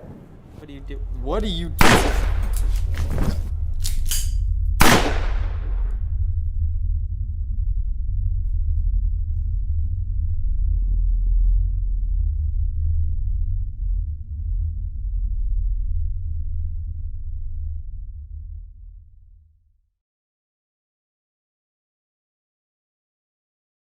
Isn't it so adorably terrible? Oh, I love that. Oh. That's the type of stuff I just go out and make with my friends. Okay, there's a reason why I killed everybody. Hang on. Real quick, I just want to give you guys a little bit of a behind the scenes on this. I'm going to open up the Premiere file for this, but it's opening off of my server for the first time, so it's going to take a second. Also, peep the sock pop filter, which is also helping keep my mic in the the shock mount. Hello from the Great Lakes region. Hello from the Wildwood, Missouri region. What's up, man? Getting everybody in the chat. I had people from Belgium, Japan, the Great Lakes. Not sure where that is, to be completely honest with you, but welcome everybody. What's up? Premiere gonna be a butt. You wanna? Oh, it's locating all the media right now. This takes a second, so yeah. Now it's going fast. Okay, so this is one of the only reasons why I love your content, Wisconsin in specific. Well, thank you very much. And Wisconsin's not a terrible place, so have fun in Wisconsin. I'm going to turn down the volume on my monitor. So my monitor's got built-in speakers, and that's, so for the stream, I play everything out of the monitor built-in speakers, but just have them muted, and then OBS picks up that output device, and that's what plays to the stream. That way I can fully control it and everything. Also, it helps being able to have a really, crappy set of speakers here, just that way I can do like an A/B comparison to make sure that like my audio masters sound decent on both nice monitors with a big subwoofer as well as tinny hot garbage. Illinois, Patricia Diaz in Illinois, what's up? I venture over into Illinois. I have family there. I venture over there quite often. Daniel says, you're over here making PowerShell scripts to onboard people into your organization. Meanwhile, the stuff that I do with I haven't been recording any of, well, that's great. I'm not gonna do anything with this recording anyway. Meanwhile, the things that I'm thinking about doing is using buttons on an iPad to trigger, to write things to a Google Doc to then trigger companion buttons, which will then trigger Home Assistant, which will then trigger more companion buttons based off of more things, which will then send hotkey commands to a virtual machine, which will then take those hotkey commands, use them, reference the Google Doc for all of its modifiers, like its arguments, and then trigger more companion things based off of that, which will trigger more hotkeys, which will trigger auto hotkey to then control a Android virtual machine, which will be running drone control the software to control my drones. That way I can make my drones fly and stuff like crazy people do in movies and stuff, but make it a reality. That's what I spend my time doing. Okay, here we go. So this is the project files for it. I'm doing a lot more work with audio than I am with the visuals. I pretty much slapped color grades on this stuff and called it a day. So if we bring this down here, I need to be able to see some of these visuals, some of these thumbnails here. Okay, so this is Jeremy. This is obviously me. Let's get back to this stuff. This is Lucas. And then, oh, that's my brother's dog. We were filming at his house. But so over here, the reason why I killed them in their sleep, that was the whole idea, was that I was killing them in their sleep, was because Jeremy could not make it to the final filming day where we were going to go take down Lucas, the bad boy warden here.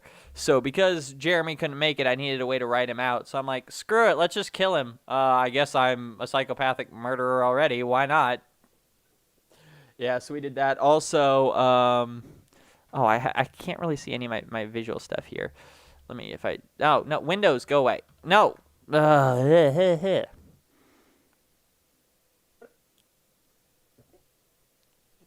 Okay, so these shots here. Look at Lucas's glasses in this scene.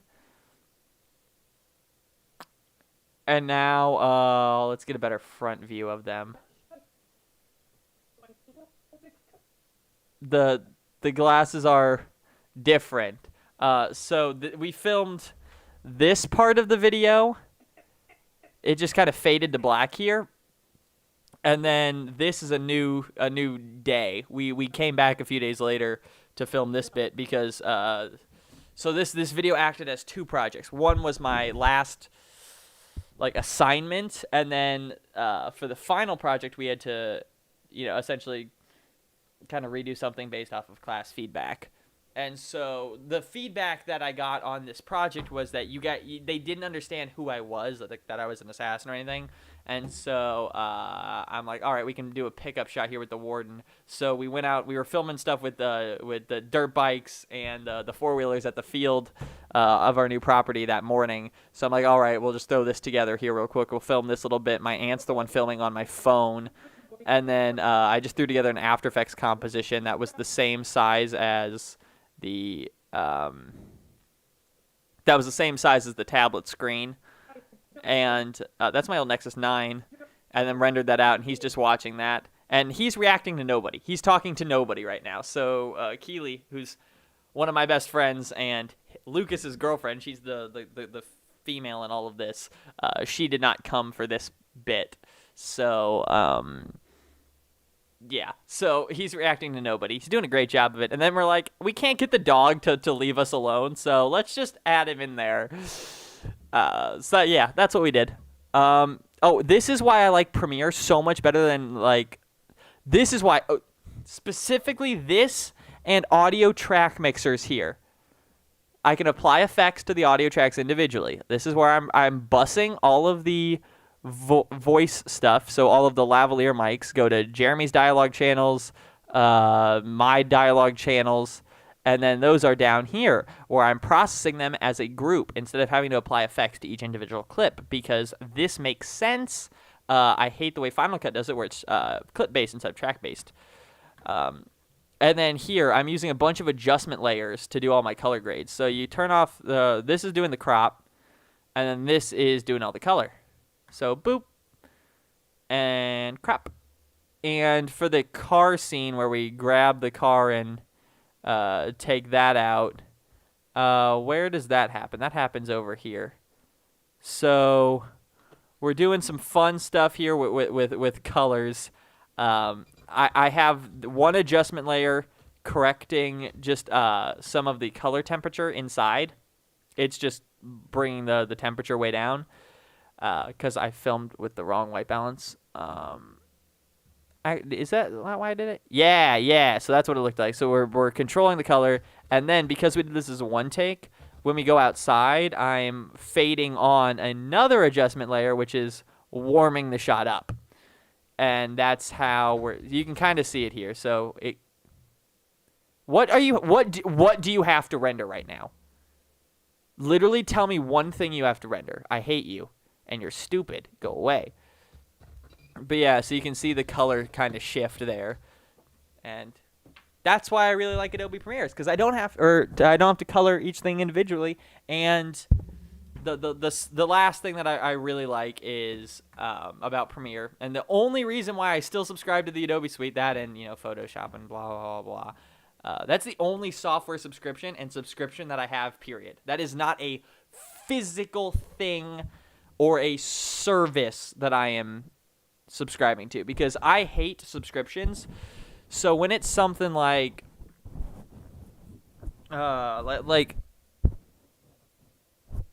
okay, Duet Display. It's an app for your iPad or Android tablet or computer or whatever that allows you to use it as an external monitor for your computer. It costs $10. Cool, fine. Software developers, they did some good work. They made a good product. But if I want to use it wirelessly, I have to pay for a subscription to use it wirelessly. Running on my local network between my desktop and my tablet. There is nothing that they are physically doing to process that. That is all happening locally on my two devices and throughout my network. It's not going out to their servers. It's not a remote desktop. It is not doing any of that. That is the type of crap I hate. I want to pay you. Make the wireless feature $100. I don't care. Anything is better than a freaking subscription. You are not providing me anything, because as soon as I stop paying you, I lose all functionality. Something like Squarespace, though, is different, because that is something they are physically running a virtual machine or I don't know what they're doing to run my website, but that is a physical thing that is requiring computational power and hosting on their end that I am then paying for. That makes sense. You are continuously providing me a service. My software should not be a freaking service. I don't subscribe to Netflix, anything like that. But I do have Adobe, and that's the one software thing, because damn it, nobody makes anything as good as Adobe. And as soon as somebody does, I will jump ship and abandon Adobe. I am already very fluent in Affinity Designer and Affinity Photo, so I could ditch them no problem. And I use Luminar now to do a lot of really cool AI stuff with photos. Specifically doing sky replacements. They make it super easy. Hang on, I'm going to show you one of Lucas and Keely's prom photos real quick. Really quickly, just because it's pretty freaking cool. All right, Lucas and Keely, right? Where was this picture taken? Like, I like field, professional place, state park, that type of thing. Where was this taken? I'll give you a hint. This was taken at a Deerberg's parking lot. Yeah, so we were taking stuff at a pavilion earlier on that day. We got some pretty good stuff. I mean, this is a kind of a cringe photo, but whatever. No, so we got some really good stuff there. And look at this. Look at this. Look at this sky. All of this.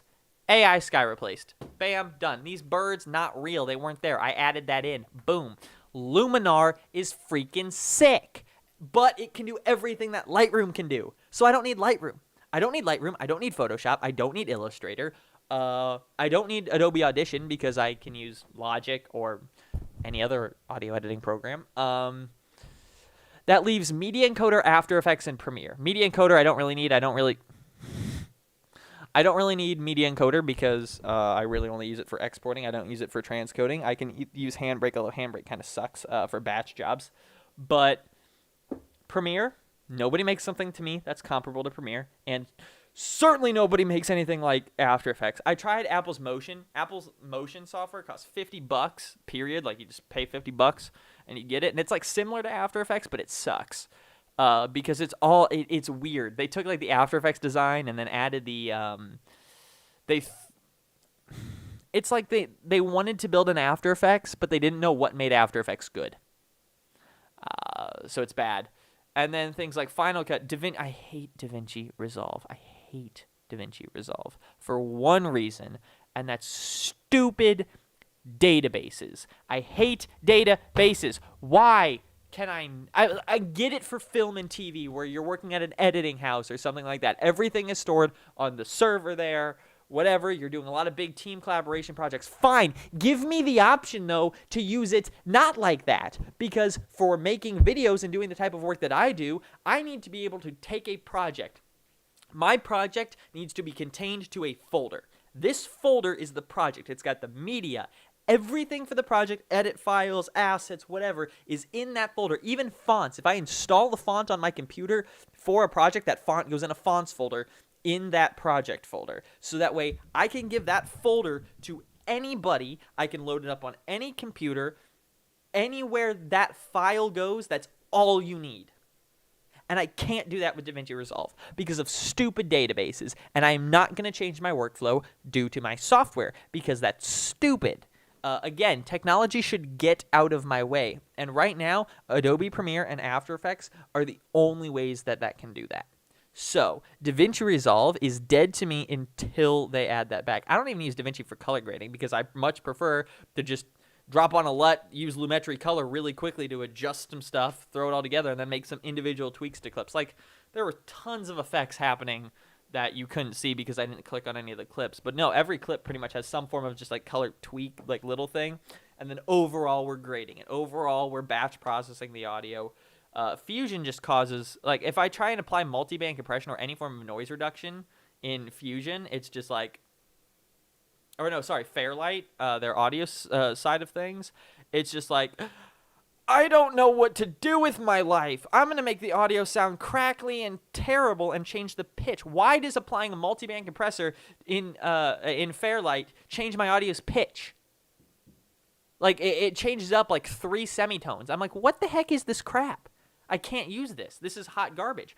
I did a video in DaVinci Resolve. I forgot which video on my channel I did in DaVinci Resolve, just because I like to stay up to date on all the editors in case I get a project file or have to work with somebody on something like that. I want to be fluent in it. So I still keep up to date. I still have all the software. I still have Final Cut, blah, blah, blah, blah. But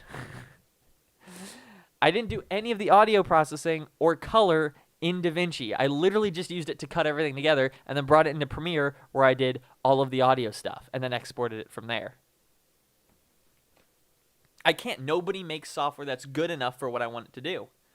What about Avid Pro Tools with USB locks without the USB plugin and piece of serial license and Pi?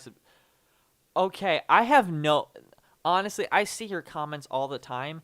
I never understand what the crap you're trying to say. You need to use some punctuation to break up your sentences. That way a thought can go from your brain to mine. Because right now I see this and I just don't know what you're saying.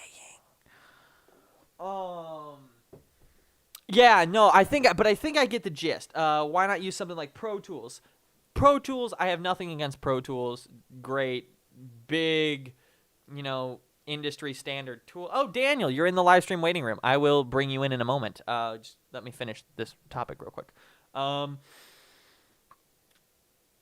Pro Tools is great, nothing against it, and software, the USB keys for software, I have a love-hate relationship with. I really like it because this is my ownership of the software. Great. I love it. But I don't want to have that sticking out of my laptop all the time. Now, I have, the network box has licensed dongles in there for a couple pieces of software that I use. My e-licenser has probably like $6,000 worth of software and plugin licenses on it. One of them being Pro Tools. The other one being some Autodesk stuff that I did a little hacky thing to get the e-licenser to work with. But, and to be fair, the e-licenser stuff, there is a software version of the e-licenser, but it's a lot harder to transfer things between computers. So it's kind of like, how do you do that? I miss the good old days of you install the software on your computer, type in the code, like you hook the DVDs or the USB up to your computer, install the software that they provide, go on the back of the box, type in the code there, and boom, it's activated. And the only thing that's limiting me is the honor system. So I can install it on however many computers I want. Like, okay, I pirate the Adobe software. Like, I pay them, but I also pirate it. The legitimate copies of the Adobe software are installed on my laptops. The two devices where uptime and reliability is key, because usually if I'm using it on my laptop, I'm on the go doing something important. So if something goes wrong, I need to be able to log in, relicense it really quickly, and not have to fiddle with, hacky workarounds. So it lives licensed there. I pay for like 10 people's Adobe licenses, so I pay Adobe a lot of money. And Daniel left the live stream waiting room. All right, cool. We're not doing that. Yeah,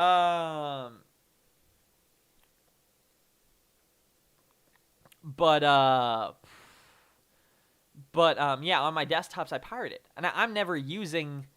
I'm not using, all 8 computers. I have my Adobe. No, I have 6 computers that my Adobe license is actually, or that I use personally for Adobe Premiere Pro and the Adobe suite. I'm not using any of them at the same time. For me, it's just a morals thing. I'm never using even 2 I do use 2 devices sometimes. I'll bring out the Cube computer if I'm doing a big After Effects render, and that'll work in tandem because they're with my desktop, because they're both i9s with 20 series graphics cards, and like the Cube just has 32 gig of RAM and my desktop has 64.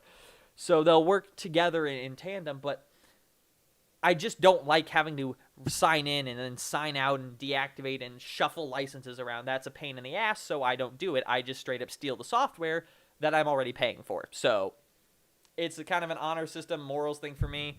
Is it technically illegal? I guess so. But do I give a crap? No, because it comes down to I'm going to drive how I want because I follow the only rule of driving. What is the one rule of driving? Don't hit anything. That is, every driving and traffic law boils down to the one common law. Don't hit anything. That's it. I don't care how you drive as long as you're not hitting anything. But it's like that. What is the overall goal with Adobe's license, stupid 2-device limit bullcrap? Making sure that people pay for a subscription for the software that they're using. I pay for the subscription of the software that I'm using. I am the only person using it under my account. I have accounts for other people that I pay for that work for me, so they get their own accounts. But that 2-device limit is just designed so that way, hey, you're not just giving your license keys or renting, like, licensing to your friends or whatever. I don't do that. So I'm accomplishing the goal of their stupid model. I just think their model is stupid and is total bullshit. So I don't do it. I steal their software while paying for their software. So screw you, Adobe. What do you think of Avid Pro Tools USB with the license? Okay. Oh, okay. So Patrice is saying if you lose the license dongle, you lose the software. I feel like that's fair. Because I don't know, it's a give and take. You lose that dongle, you're hosed, but most companies have some sort of way where they'll help you recover your license. Yeah, usually I know with eLicenser and Nuendo, because I lost my eLicenser once. With eLicensers you can install your licenses on 2 eLicensers, so 2 little USB keys, and you can have it installed on any 2 USB keys at the same time. Now the eLicenser requires their software, the eLicenser software, to be. Does it? I'm pretty sure it requires their software to be running on the computer that has the eLicenser plugged into it. But so if you license 2 dongles, I have one as a backup. It's in my safe. If I lose my main dongle and I go to my backup one and I buy a new eLicenser to make it my new backup one, well, I can copy my licenses over. But as soon as I plug in that old USB, like if I wanted to, be able to like steal or steal a third one by doing that. As soon as I plug that into a computer with any form of internet connection, it kills the eLicenser. I think that's a fair workaround. Also, I know for working with QLab, they offer the ability to install your license instead of like signing into the computer. They give you you can install it to a USB memory stick, so it's not a physical licenser tool, but it's like just it's just a simple, USB flash drive. And they're very clear on the website. If you install this to the USB and you lose it, you're hosed. But honestly, I installed it to a USB, and then the USB died.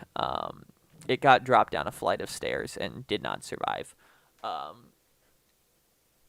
But no, I found that most companies, you call them up and just say, hey, I'm a dipshit, and I dropped my USB down a flight of stairs. Is there any way you would be so kind as to help me? They'll usually help you and be kind to you because they're kind. And generally people are nice and don't suck. So I don't know, it's a give and take. But my whole thing is, it's like, if a company goes out of business, I lose my software. Like, okay, Duet Display goes out of business, or like they shut down their licensing servers or whatever. Do they have a workaround in place? Do they have something in place? How do I know that I still get to use my software? I think my uncle is kind of one of the greatest people of this issue, because he hates everything cloud. Like, cloud modern just freaks him out. So he doesn't use Gmail or anything like that. He runs a modern iMac with Photoshop CS5, I believe, and Lightroom CS5. Or not Lightroom, Illustrator CS5. And I think he probably has Lightroom CS5 or something like that. He's got a Synology NAS downstairs, although he can't figure out whether he wants to leave it on or turn it off all the time. So he has to like go up and down the stairs, turn it on. I don't understand my uncle. He's kind of crazy. Great guy, but weird. He's a graphic designer and a photographer, and it's weird. Like, so he'll take pictures of me all the time at family events, but at my brother's wedding, he's like all dressed up and everything, and I took a picture of him because I was doing the videography, so I had my camera. I took a picture of him, and he's like making me delete it. And I'm like, I'm sorry, you're out here taking pictures of us all the time. Shut up and let me take a picture of you, or never take a picture of me again. Asshat. Again, I love my uncle. He's a great guy, but that's just one of his quirks. One of his other quirks is, again, just not liking modern stuff. So he doesn't like anything free cloud or anything, because, I mean, he's right. If you're not paying for the product, you are the product. But subscriptions, none of that. He hates all that. So he just recently upgraded, a couple years ago, like 2 years ago, he upgraded to an iPhone 8. Jack, what's wrong with upgrading to an iPhone 8? That doesn't sound weird at all. Aren't you running an iPhone 10, an iPhone of the same generation? Yes, but unlike my uncle, I did not upgrade to an iPhone 8 from an iPhone 3GS. He's been running a 10-year... He was running an iPhone 3GS. An iPhone 3... You know, the third iPhone in the year 2019. I don't understand his brain, but I respect it because he's great. I mean, he's a great guy. He makes a living, provides for his family, and is talented. I can't have anything against you then, but man, just like let me take a. If you're gonna take a picture of me, I'm gonna take a picture of you. Period. That's how it goes. I honestly thought about hitting him with a fat legal document that says you need to destroy all data you have about me. Just as kind of a big after the whole wedding incident.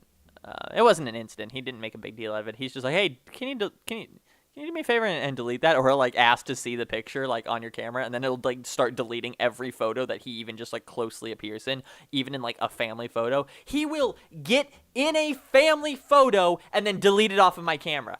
What are... I just so can't understand that level of insanity. Uncle sounds like he undercover, can't take picture of me, but I can take yours. Yeah. I like the period only at the end of the sentence. I think I saw the greatest... Hang on, I'm gonna open up Notepad. I think I saw the greatest thing ever about capitalization. Like, it was like a conversation between this guy and a girl. He's like, you really need to learn capitalization. And the girl's like, well, I don't like capitalization. And he goes, it's really important. And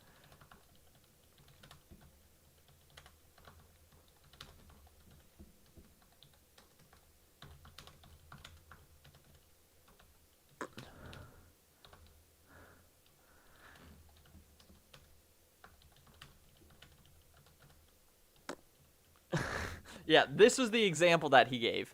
The dude goes, yeah, capitalization is a big deal because it's the difference between helping your uncle jack off a horse or helping your uncle jack off a horse. Like, these two things, same words, but capitalization changes the meaning in a big way. Yeah, no, that was the example. Yeah, I thought that was funny. Because I know a few females that are like this. Also, I have this beautiful photo of Lucas and I. Or, no, this is just of Lucas. I'm sorry. We took that. That was a thing we did. Thank you for coming to my TED Talk. Church Geek TV, can you post the Discord link? Yeah, sure. Why not? I don't actually know how to share the Discord link. Alex put it somewhere, but I don't have Alex here. Discord confuses me. I've been trying to learn it, but it just freaking makes my brain hurt. Announcements. Oh, permanent Discord link. Thank you, Alex, for putting that in here, because I don't know where to get it. Copy link and paste in the chat. Wait, hang on. This isn't a... Does this work? Boom. Done. That works. Cool. Sick. I just try and check out the links before I post them. Make sure that I don't post the wrong thing. I made a mistake once where I thought I had something copied to my clipboard, but I pasted something entirely different. It was a letter to... it was a letter to my boss. It was about a big project we were doing, and it involved some personal stuff. And I ended up sending that to... You know how I said that I write all my emails in, like, pages before I send them? So I still had the email to my boss copied in my clipboard, and I was sending an email to my publications teacher, and I accidentally... I thought I had it copy-pasted, but I didn't have the right one copy-pasted, so I pasted the email to my boss and sent that to my teacher, who was incredibly confused, and, so this guy that I was working with was going through a lot of health stuff based off of that, so we were trying to figure out a way where I could help kind of take some of the load off of him, so that way, he could focus on recovering and everything, so... My teacher got that, and I never actually mentioned the guy's name in it, so all she thought was that I thought she had some sort of medical thing. I'm home from the outdoor concert at school. It says the link expired. It literally took me there just now. Discord applet launched. Hubba-dubba-da. Here, if I close out of Discord. Control-Shift-N, paste, boom, done. Yeah, it takes me right to it. I don't know what your problem is. I'm a donut. Yeah, that's the same link. That's the link I copied, Alex, I think. Right? Please tell me these links are the same and I'm not just a dipshit again. That's the same link. Cool. I am not just a dipshit. Oh, hey, Alex. This stream is literally just nonsense that I'm going to delete afterwards. So far, everything has been fair game. Yeah. We also watched Ooh, Alex, you get the final say. Does my finished student film project or final semester project, that Great Until the Dialogue, the big one, do I post that to the second channel and then put a link in Discord? Should I do frickin' heck? Should I post a link? Should I do that? Is that a good idea? Are we doing that? Just let me know.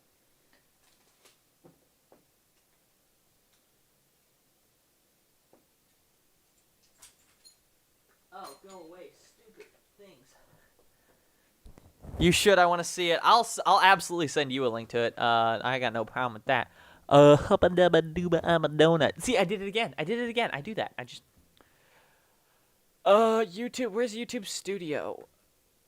Freaking heck. Yeah. I'll upload like the full 4K one. Or I've got so many YouTube channels that I manage, man. It's not even funny. Upload a video, go back to the asset. Okay, should I call it the asset or should I call it Great Until the Dialogue? Because that's kind of been its new name, edit or exports the asset 4K upload. Oh, let's not upload while I'm streaming, because I feel like that could have a problem. Great until the dialogue. I'd say this was one of my final semester for video art class in college. I got an A. There was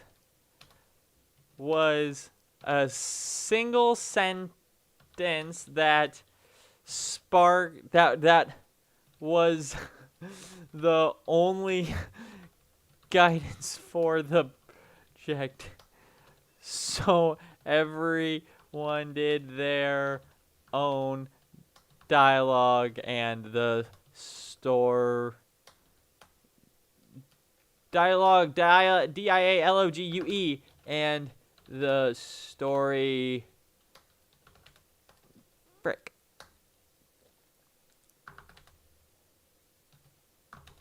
From that. Hope you don't hate your life after watching. Thank you. Boom. Done. Done. This is gonna be uploaded. Do I say it's made for kids? Like, do I say that? I don't think I say that. Oh, we're losing data. We're losing data. If only I could pause the upload. But I can't. Alright, sick. Can we call you Mr. Donut? No, but people at my church call me Muffin Man because I eat lots of Otis Spunkmeyer muffins. Don't, because it puts restrictions on the video. Yeah, no. I'm not. I never do things for kids. Alright, guys. I think that's enough stream time for today. I'll post the link to the video in Discord. I'm going to leave it as unlisted probably on the second channel. But anyway, guys, thanks for sitting through some technical difficulties with me, because, I mean, we all know I had quite a few. But anyway, guys, thank you all for watching. I'll see you in the next one. Oh, drop a like on the video if you want to see more insane, stupid streams like this, because I don't know what I'm doing with my life. I'm a disappointment. Alex, by the way, you're probably going to want to go back and watch this. If you want to care about watching the stream, you're going to want to do it now, because I'm taking down the stream afterwards. Or I can leave it as unlisted. I'll do that. Yep, I'll leave it as unlisted. All right, guys. Again, hit like if you feel like it. Get subscribed if you're not already. And again, feel like it, because if you don't feel like it, don't subscribe. Okay, guys. Thanks. Bye.